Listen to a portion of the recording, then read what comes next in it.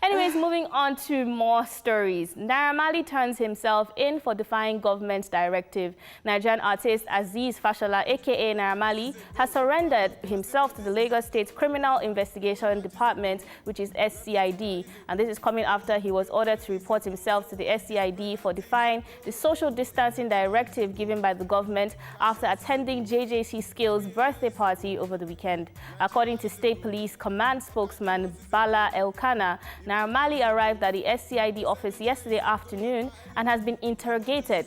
According to him, the rapper will also be charged for violating the restriction orders, and Bala Elkanah further stated that the police command has launched a manhunt for the remaining persons who attended the party organized by Funke Akindele for her husband JJC Skillz.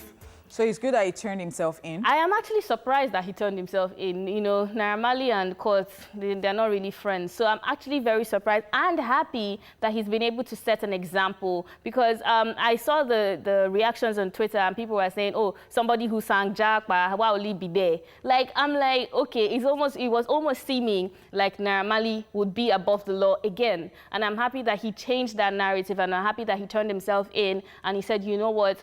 I was part of this and I did wrong. I'm yet to see the outcome of that, but I'm actually happy with that first move right there. I'm really, really happy with that too, you know, and going by what Funke Akindele said, you know, that they were already having, they were just continuing their work right there, it's, you know, with the crew. Yes. And Naira Marley was already there before before we were asked to stay indoors and all that.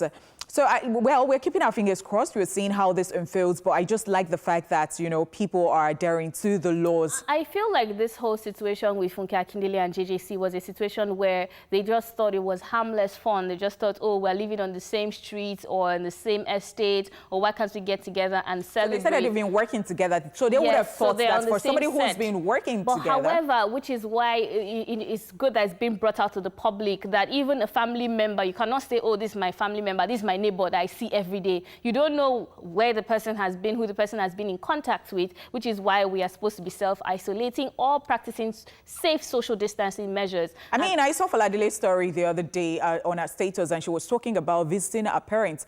And so the gate man would not allow her in because he got, you know, the directive from the parents not to allow anybody in. And so it was like, do you know who I am? I said, yes, I know who you are. But they said, nobody should come in. And so when she eventually got in, they did not allow her to get into certain places. She did what she had to do, and then they asked her to leave. So look at that. That's between a parent and a child. How much more between your friends or your neighbors? Just be careful out there, guys. It's just for the time being. It's not going to be forever.